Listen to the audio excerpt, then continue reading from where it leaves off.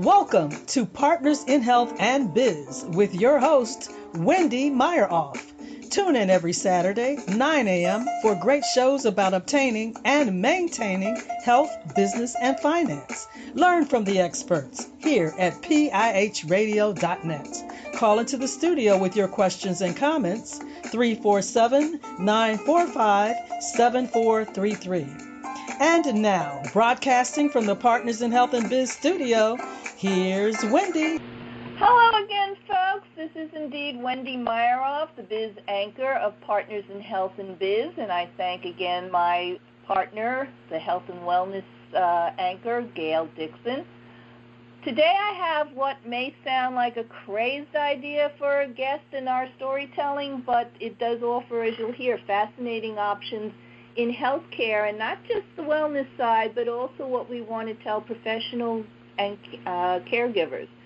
All right, so what it is, it's about dog walking and other areas, including puppy yoga. No, don't hang up. We're not kidding. It's not just about the critter's health, which of course is important, but ways to help the patients or your loved ones get and stay healthy. And so to make sure we give you the right info, my guest today is Elizabeth Skordinski. And Elizabeth has been 12 years ago in Virginia. She started what is now a 55-person company, and it's called Doodlebug Dog Walking Company, which actually, it turns out, helps people not only with dog walking, but they've told us they've handled pigs and llamas and other critters, which we will get into, and she also runs a puppy yoga program. So I welcome Elizabeth to helping not only pet owners, but their caregivers understand why these kind of animal programs help with health care. We're going to offer some basics first, but stay tuned because later on we will get even more into the health aspect. So thank you, Elizabeth, for coming on board.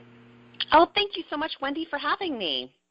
That's great. So, okay, I mentioned you started Doodlebug Dog Walking. You're in Northern Virginia about 12 years ago. Tell us how it got started.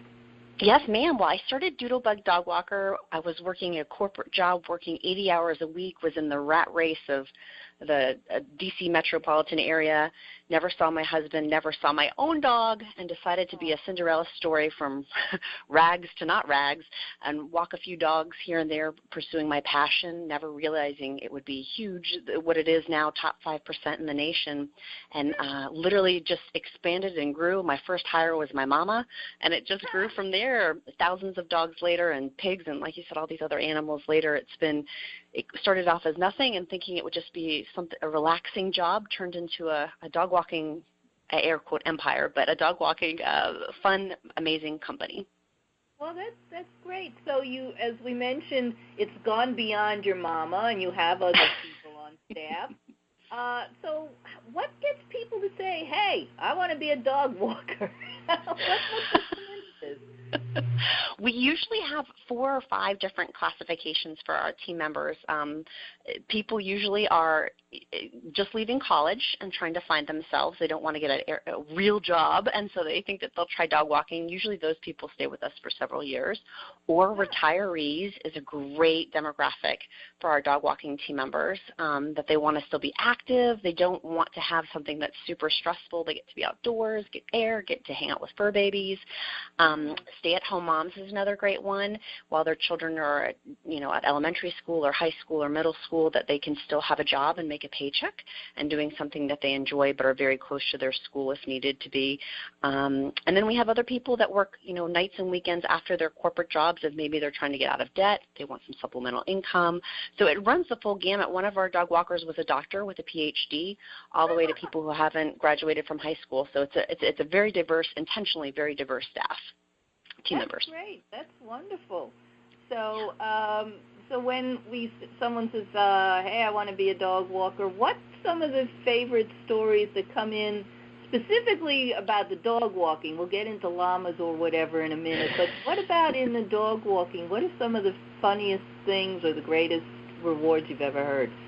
Oh, my word. Well, the greatest reward, I always have to say, Wendy, is first and foremost the love connection. For me, these dogs aren't just dogs. They're like my kids. I have thousands of little children, fur children.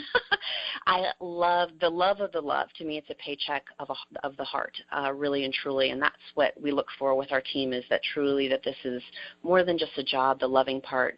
But, man, are there some funny stories. I mean, really, if you can imagine it, it's happened.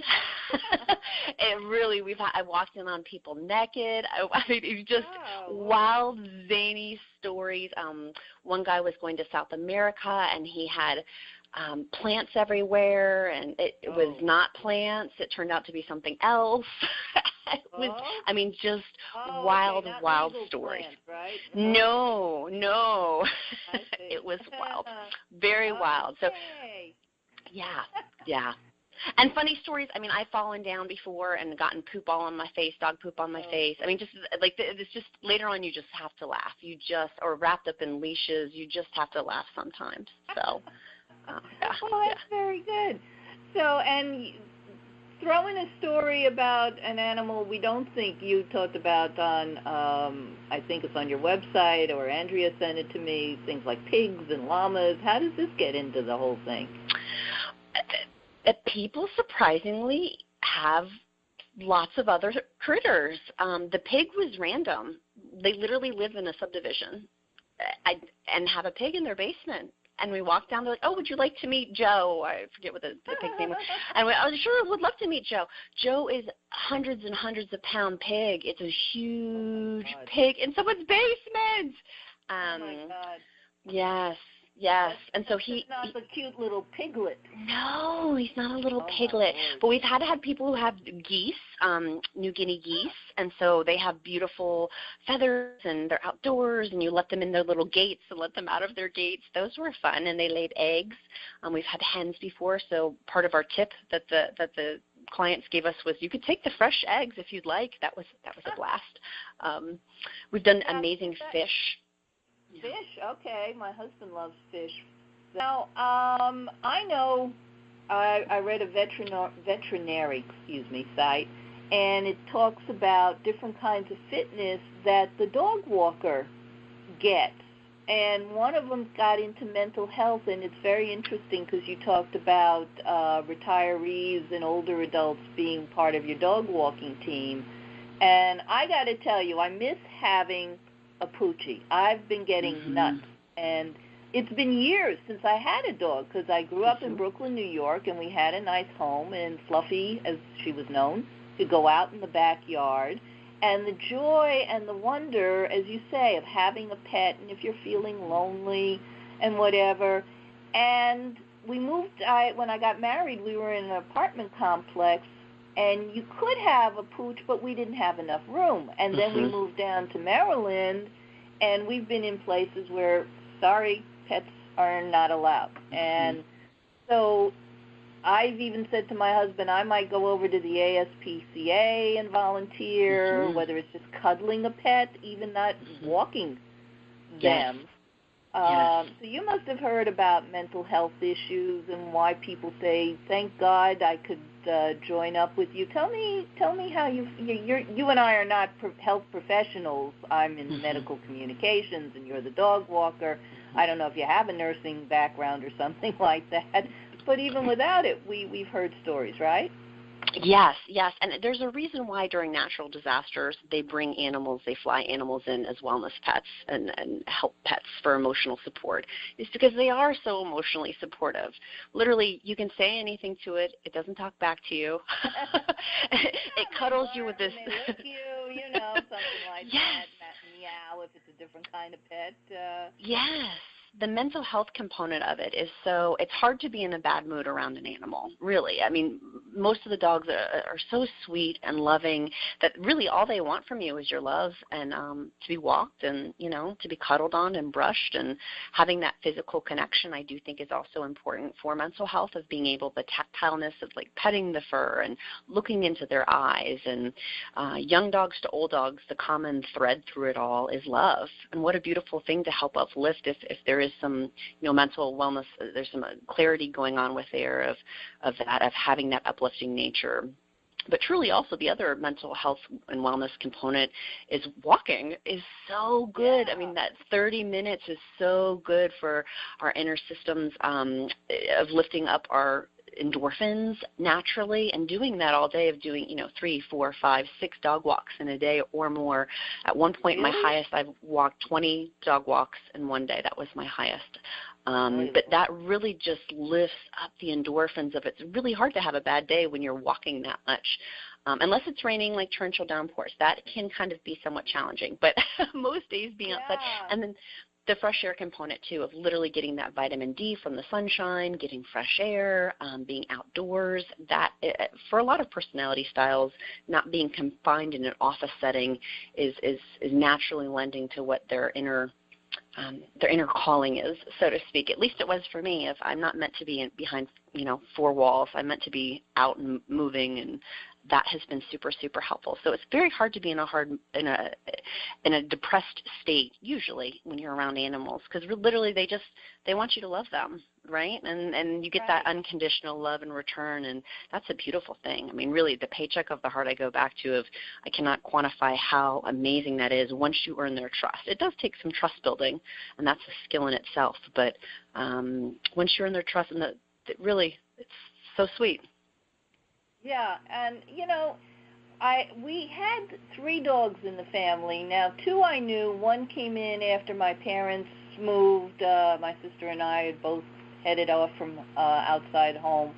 But the first one we did have trouble with. Winston was a beautiful beagle, but for some reason could not stay calm. So you have to have the right animal. That's right there. You have to know that. Are there questions you think people should ask before they even come on board? How are they going to know if there's a certain kind of dog they should or shouldn't be walking, or what happens if this critter gets crazed? I mean, what do you do? Yeah, that's a great question. I think setting up expectations prior to getting an animal or before having a dog walker. But in terms of someone actually getting an animal before they get them, we rescue all of our dogs, because over 1 million dogs and cats a year are euthanized each year, and so we believe strongly in adopt, don't shop. So working with animal rescues, when we do adopt a dog for our own personal family, we go through hundreds, plural, of pet profiles to find the right dog, because we're looking for key adjectives in pet profiles through animal rescues to help weed out some of the crazies, right? Like some of them were just not skilled. Even though I'm a professional dog walker, I'm not skilled to handle some of the behavior challenges. And so certain keywords of, if one is not an active person, then I would look not for an active description. I would look for, a dog that's maybe 5 years or older. A lot of those dogs aren't adoptable anyways, but they're also not as active.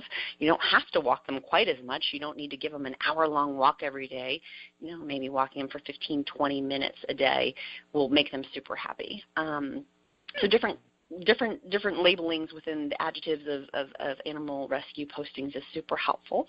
That's one big thing. And then also meeting them, right? Like there are personality conflicts with dogs and their owners. Yeah. It's a true thing of matching up to make sure it's a good match. And usually dogs pick the owners. You can tell if there's a vibe, so to speak, not to get too woo-woo, but there is a vibe of if there's a connection with the dog or not.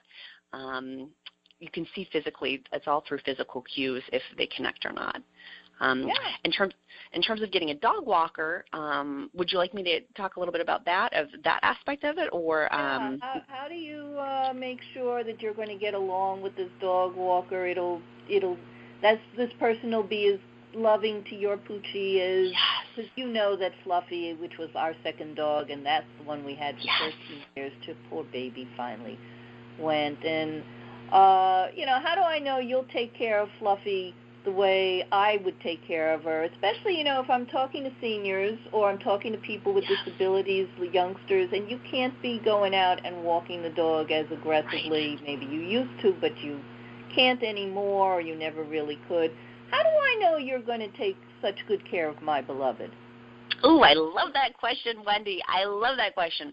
Well, first on the forefront, I always love to say I'd rather be proactive than reactive. And so the being proactive is doing due diligence first and research up front. I strongly with the influx of the rovers and the wags, these dog walking apps, there is a huge risk, liability, and legally with those apps versus, say, a dog walking company, a mom and pop dog walking company, because the legality, and most people don't know this, goes back to the dog owner.